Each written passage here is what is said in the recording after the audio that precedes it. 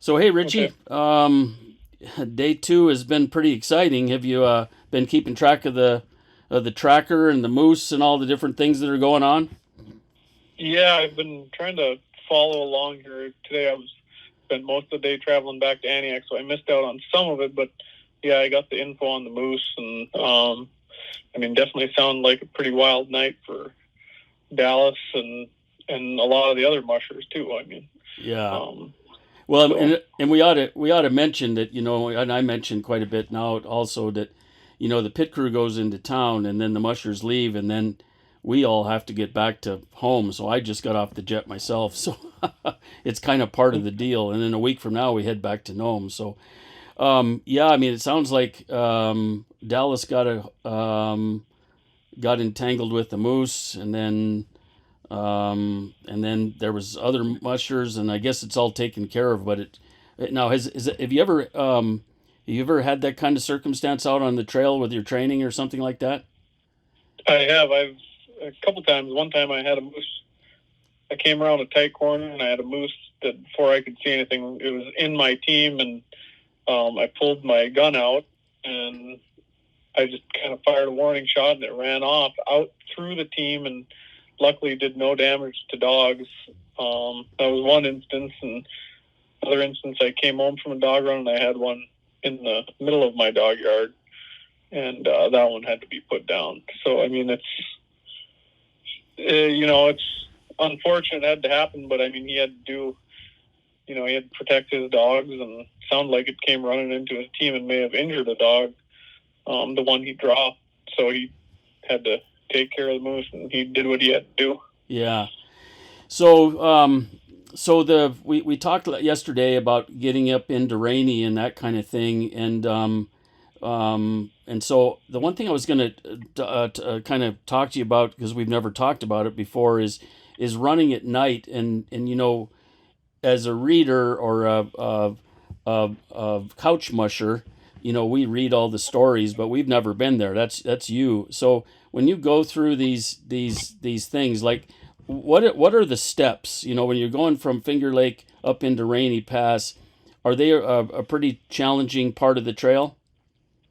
Yeah, they definitely are. It's it's kind of a S turn as you're dropping down this huge, pretty steep hill, and it lasts a while. From what I've heard, it's people say it's gotten easier over the years. They've kind of fixed it up a bunch, but it's still really challenging, and it gets rutted out. With more mushers that go over it. It's windy and it's narrow, and in one spot you can kind of look over the bluff, and you got to get some willows on your side there, but it's a pretty steep drop off one of the sides. So steep, like hundreds of feet or 50 feet or what? I would say maybe 30 to 40 Oh, no kidding. feet on one. Yeah. So Um, how do you deal with that at night? I mean, you got your headlamp, but I mean, how does that all play out?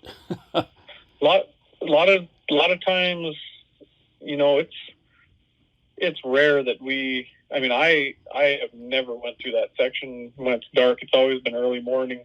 I know there are some mushers who have, you know, got to Rainy when the sun's coming up, and so they've obviously went through those sections in the dark. But I personally have not been through the steps in the dark.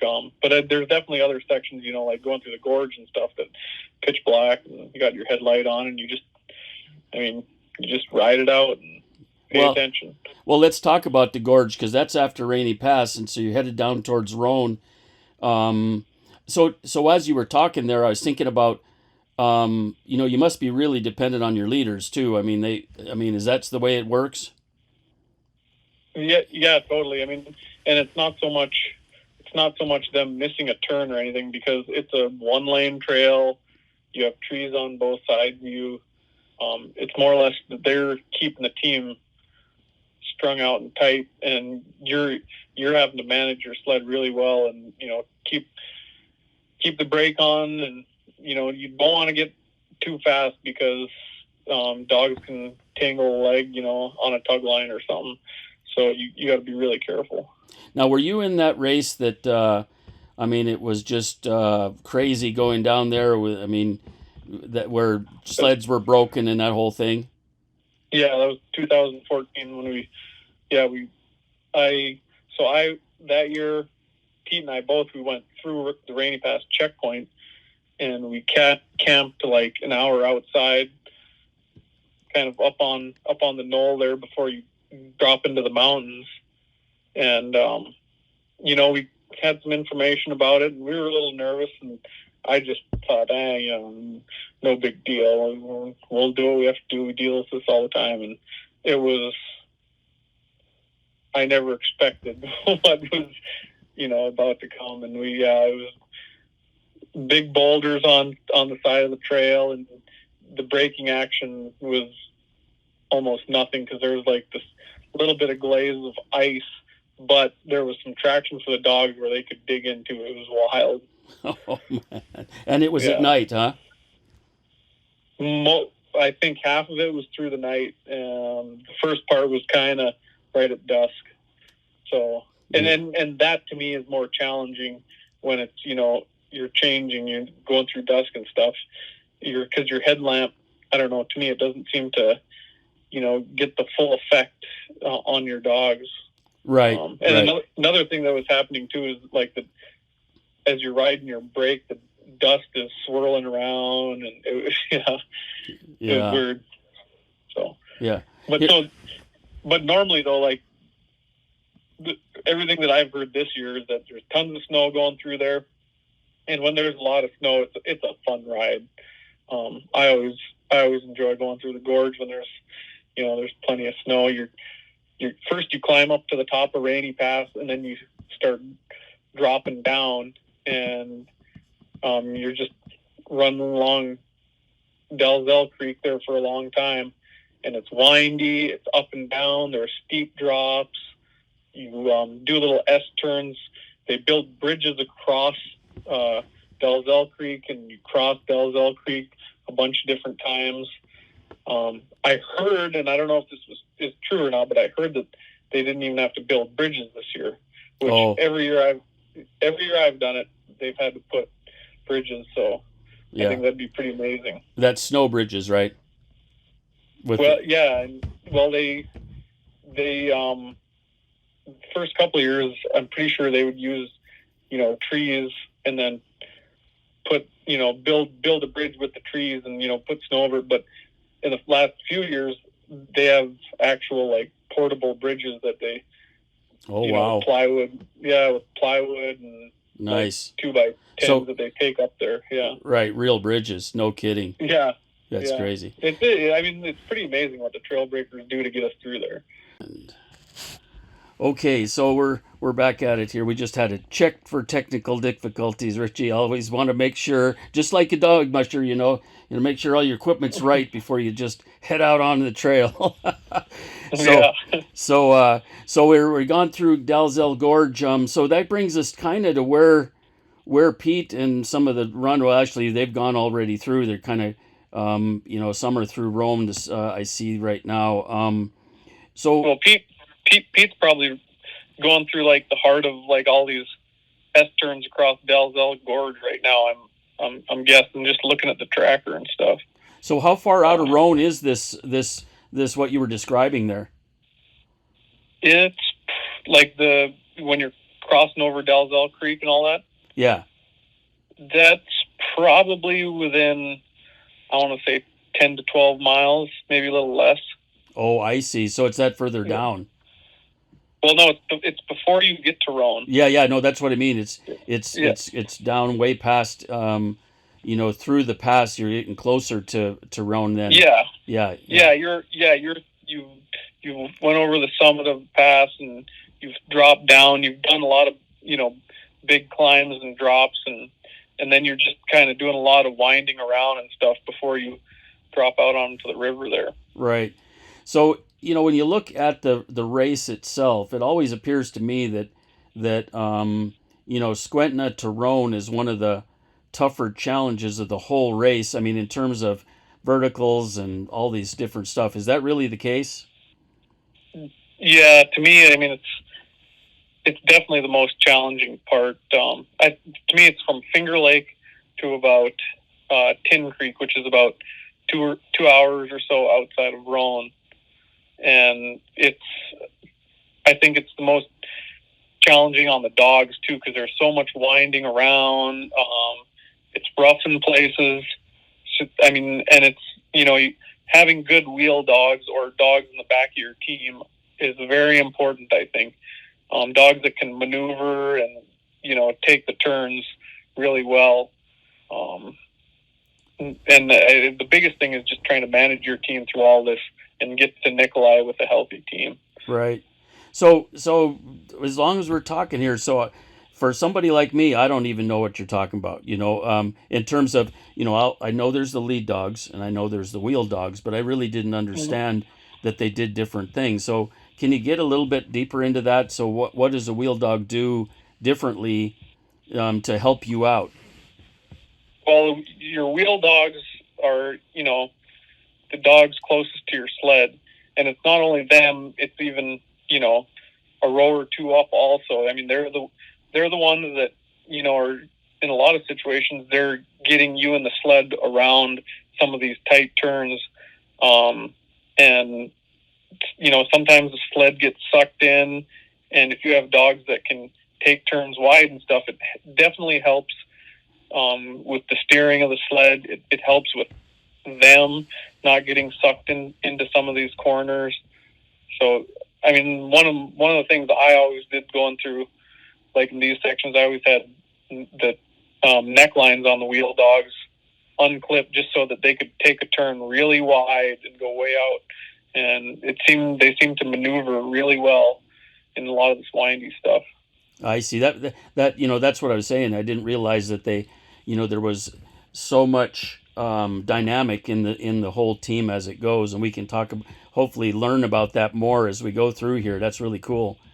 So one of the things I wanted to talk about tonight also was run rest. I know you and Pete have been really brutal on brutal. What I brutal I mean very, very 6'2", 6'3", whatever you're going to do. And you see other teams that are not that, they're not, they have a lot of wiggle room, and there's some of the teams, you and Pete especially, that really stick to your schedule. How do you come up with that, and do you do that? Does that run rest, is it different in different parts of the race, or you try to stay within a certain point? Of course there's changes, but I mean, how do you come up with that? Well, I mean, there's definitely a lot of trial and error. I mean, I think Pete's tried 3 or 4 different, ways or run rest schedules getting to his 24. I've stuck to maybe, I think I've tried two different ways, getting to my 24, but I've used one that's really kind of stuck with me, and it worked for my dog team is what I thought. I mean, yeah, so a lot of trial and error, but one thing that I've noticed looking at some of these teams like Dallas and Jesse getting to Rainy Pass, they rested a total of about 5 hours, whereas Pete, Matt Hall, and some of these other ones, they had about 7 hours of rest getting to Rainy Pass. And 7 hours was always something about what I had getting to Rainy Pass. So and I think that's something that I think that there's a lot of other mushers that kind of stick with that. Dallas, the 5 hours with Dallas getting there, that doesn't surprise me one bit. Right. So it's trial and error though. But do you when you head out, when you say you start this is the 2024 race, do you have your little book and you've said, okay, well, this is my strategy for this race, or do you realize once you're in play that this isn't working for me? Do you see where I'm going with that? Yeah, I definitely yeah. So I mean, like I said, I've pretty much used the same schedule throughout a lot of my races, and it's something that works. But I'm always willing to divert if something isn't going right. Sure. I mean, you can't. I've never had a book or an actual schedule written down. it's all in my head, and I'm willing to, change it at any moment if things aren't going the way that I like. And that's a lot of these guys, that have done this long enough, guys and gals. They're willing to change it, just tweak it a little bit if they see like the smallest um, little issue or something. If the dogs need a little bit more rest, it's so early in the race that it's not worth sticking to a schedule and having something catch up to you 500 miles later because you didn't give them that little bit extra early on. And when you're thinking of rest, the that total rest is really important throughout the race. Getting to your 24. That's when do you ever think back on, okay, I got this, or do you like to have a certain amount of rest by the time you get to your 24? I mean, just looking at a lot of what we've based our those run rests off of is looking at previous schedules that winning teams have done in the past. Mm-hmm. And maybe we didn't rest in the same spots, but say, well, hey, so and so in whatever year when they won, they had 14 hours of rest getting to Nikolai. I see. And so it's not saying you have to rest in every spot they did, but maybe find the places that work for your team and try to get to Nikolai with 14 hours of rest. Sure. So that you were talking the camping spots. Do you, when you did it 11 times, did you have places kind of picked out that if it worked out, this was going to be where you wanted because you were used to, you knew what it was and all that stuff? I mean, you planned out where you were going to be within reason. Did you have favorite spots along here? I did, definitely. Yeah, there's definitely spots that I like. If I could get them, I would try to, camp there. Like, so this section, I always like to go an hour or two outside of Rainy, like Pete did today. And there's the Happy River there that we crossed. And I mean, it's a good watering hole. Like, you don't have to melt snow. And if you're one of the first teams, you could get in there and get parked and, go get some nice cold water. It's a warm day.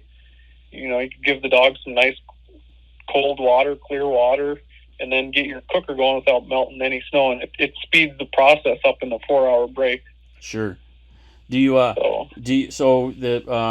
So like tonight, Outer Rhone, no one's going to do, or not very many people would do a Rhone to Nikolai without a camp, do you think? I mean, there's Little Egypt, and then there's that Buffalo area. Well, there's right now there are some teams that rested in Rainy and then ran to Rhone and are resting. So I'm gonna think that a couple of them are gonna run Rhone directly to Nikolai.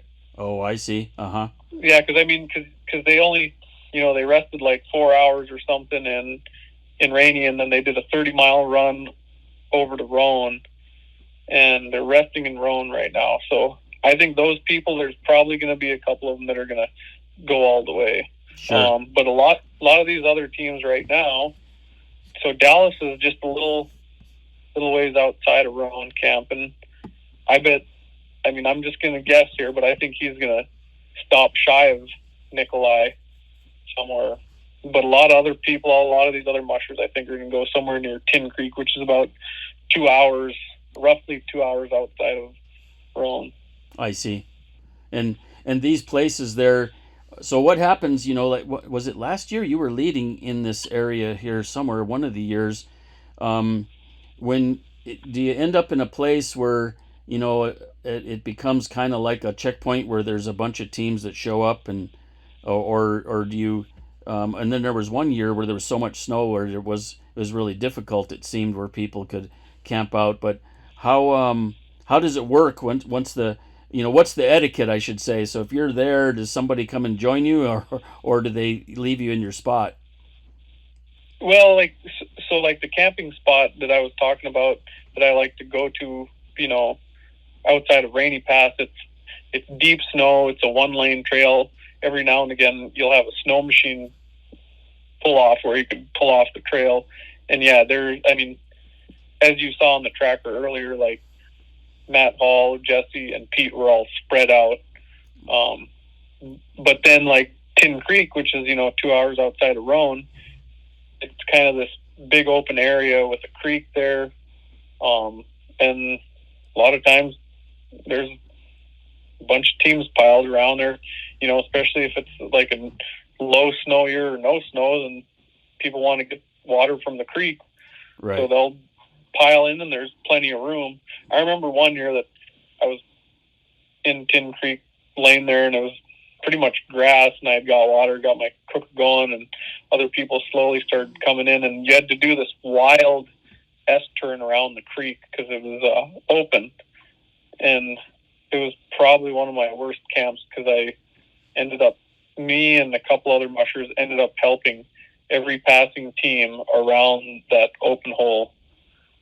And not getting any rest. Yeah, I didn't get any rest. Yeah, it was, and so I always, after that, I always went a little past the creek, got past it, got a little past it just to get away from the chaos. Right, sure. Well, one thing I wanted to just ask you every night is, so in this section, you got a favorite memory? Is something that stands out like, wow, this was really cool, the moon or the northern lights or the trail or whatever that, in this section, this night here, what's a memory that stands out to you? Well, I mean, there's so many. There's a couple that I'll bring up, but one of them I was cruising, near Egypt Mountain one night, and the wolf came running down off of the hill, and I had my head turned, and all of a sudden the dog just really started cranking, and there's hardly ever any snow in that area, and so they got good traction. And I started looking around, and I just saw this wolf out in front of us, just full on lope running away from us, and that was pretty cool. But then another one was, sitting in Tin Creek in 2014, as I was just so happy to get there because I knew that we should be through the brunt of all the rough stuff. And I was all sweated up. It was cold. There was literally grass, and I got my dogs fed, and then I started walking back and forth because I'd started cooling down, and I was getting cold, and like I definitely wasn't thinking right because I was all wound up from what had just happened, going through the gorge and everything. And Pete pulls up. He pulled up behind me, and he was going to rest his dogs there, and he looked at me, and I mean, I was out of it a little bit, and he looked at me and he goes, "Where's your fire at?" And I was like, "Good idea. I'll make a fire." You had completely forgotten to make a fire? Well, I was just so out of it that, like, it just didn't even cross my mind. Then he said it, and I was just like, wow, this night just needs to end. Yeah, no kidding. So we're looking at the group here in the beginning, and with only 38 mushers, the one thing that I noticed was that like when there was 50 or my gosh, I think 59 was the largest I've been around, but whatever that number was, they were stretched out for a long ways, and this group isn't really stretched out as many, as long. What do you see for the night ahead? What do you see happening? Well, I mean, it's so hard right now because there's so much leapfrogging stuff going on. Right. But I mean, obviously Dallas, he's towards the front, obviously, and I'm just gonna guess here, but I think he's gonna run shy of Nikolai and then run part of the way to McGrath. Travis, I'm trying to figure Travis out here, but I think he's gonna probably go somewhere around Tin Creek or something. If Jesse does what he's done in the past, then he'll probably go to the Buffalo camp, which is a couple hours past Tin Creek, or an hour or something. So I mean, it's just going to be interesting, tomorrow morning to see if Jesse goes through Nikolai like he's done in the past. If Dallas goes through Nikolai like he's done in the past couple of years. But yeah, but there's a lot of other real good teams right now. I mean, Matt Hall, Travis, Pete's team is awesome. And Hunter Keefe, I was just looking at his run rest times, and he's done some different things. He rested 4 hours and ran all the way to Squetina, rested 4 hours, ran to Finger Lake, rested like an hour and a half or something, and then ran to Rainy Pass and rested almost 5 hours. Interesting. Yeah. And so, but there's something with Hunter that he when I watched him last year, he seemed like a really good dog man. He was really in tune with his dogs and reading them, and he was running them off of what he saw, and I thought that was pretty cool to see. Yeah, definitely. So and yeah, I was the same way. I saw him as an outlier, but a challenge and someone to really keep an eye on. Yeah. Yep. So for the night ahead, what's the trail like? I mean, we're getting into. They were talking about not having to worry about moguls. Tell us what moguls are, and then let us know. So the Roan to Nikolai Trail. What do we got in front of us tonight? Well, Roan to Nikolai, you're gonna have about 2 hours of probably pretty bare ground. They'll be riding their brakes because dogs are going to be getting good traction and kicking up dust, and it's kind of hilly right when you leave there. And you get past Egypt Mountain and all that, Tin Creek, which is about 2 hours in, and then it doesn't flatten out. It's kind of just small rolling hills after that, and it's just a long stretch of that, couple hours, and then from there it definitely flattens out, and then it's a pretty well defined trail all the way to Nikolai from there. And so it kind of starts out hilly, and then the hills get smaller, and you get out into the open country, and it flattens out. The moguls that we always ran into or that we ran into the last couple of years seemed like they were from Tin Creek to Nikolai. It was pretty long, and when we say moguls, it's just constant little bumps and bouncing, and the sled just constantly getting racked. So hopefully they don't have to deal with that. Yeah, that's what Aaron Burmeister was saying at the start. Was there was enough snow that wasn't going to be an issue this year, and then then we're into starting to think about the 24 coming up in McGrath to Kotna, Ophir, that kind of thing. It always seems early to me. I mean, you're only in day 3 and it's already the time for the 24, but it is, and it seems to happen really quick, at least for us out here, Yeah, it always blew my mind, like when I got a little outside Roan, and you're thinking to yourself, wow, we were in Willow yesterday, and now here we are through the Alaska Range with a dog team. Yeah. and then once I got off the straw in Tin Creek and went a few hours, I started to think about the 24, and it's like, wow, this is insane. Yeah, it's incredible. Yeah, well, cool. I mean, it's really fun to be able to talk to you about this, Richie, and I can't wait for tomorrow and to kind of get ourselves through the race here. Boy, there's a lot of snow in Bethel. Holy cow, there, and it warmed up. I'm hoping that up north there that the temperatures stay cool. Warm is not what we need. Yeah. Yep. Yeah, I'm definitely interested to see in the morning what's going on, but I want to see some videos and see if there was actually moguls or not, because it seems like in the past we've got reports of no moguls and we hit them, and it's slow going. So yeah, it'd be interesting to see what everyone says in Nikolai tomorrow morning. Sure. Okay, Richie. Well, cool, and we'll touch base with you tomorrow. This is really awesome. Appreciate it. Okay, sounds good, John. You bet. See ya.